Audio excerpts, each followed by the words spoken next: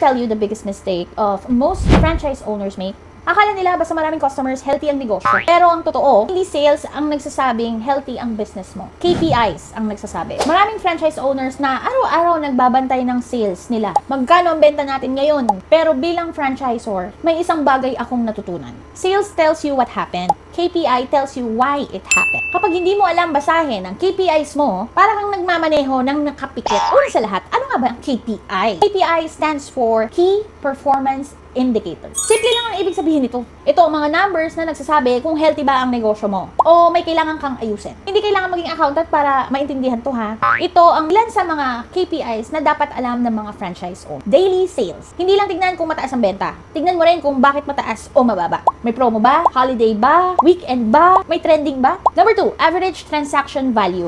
Magkano ang average na ginagastos ng bawat customers? Kung pareho ang dami ng customers pero tumataas ba ang average purchase nila? Doon lumalago ang negosyo mo. Number 3, customer count. Mas marami ba ang customers ngayon kaysa nung last month? Kung bumaba man yun, kailangan alaman mo kung ano yung dahilan. Number 4, repeat customers. Ito ang isa sa mga paborito kong KPI, ang magbilang ng regular customers. Yay! Kasi ang loyal customers ay mas mahalaga kaysa sa laging naghahanap ng bagong customers. Gets nyo ba yun? Kapag bumalik sila, ibig sabihin may ginawa kang tama.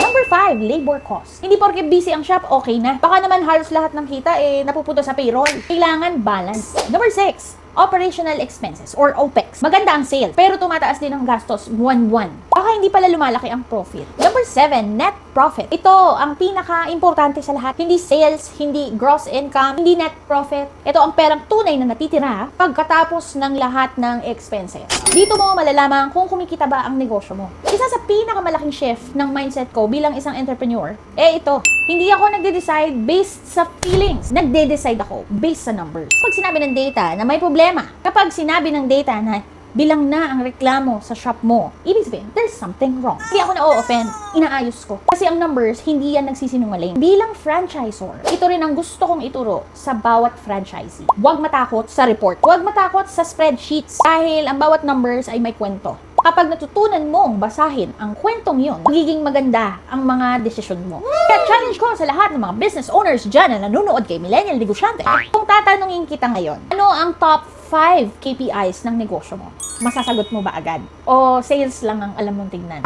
Comment below. Ano ang KPI na pinaka-importante sa negosyo mo? At kung gusto nyong gumawa ako ng series kung paano basahin ang bawat KPI gamit ang totoong business sample, sabihin nyo lang sa comments. Remember this, you can't improve what you don't measure. You can't grow a business by guessing. You can grow it by understanding the numbers. Thank you so much for watching, guys. I hope nagustuhan niyo itong topic ng KPIs para sa mga business owners dyan na nagsisimula pa lang and needs to know the KPIs. Ito ang best video, kaya save nyo na, follow and subscribe to my YouTube channel, Facebook, TikTok, Instagram, at lahat pa. Thank you so much for watching, guys. This has been Ai Livioco, and I will see you on the next fermenter tip of Millennial Negosyante.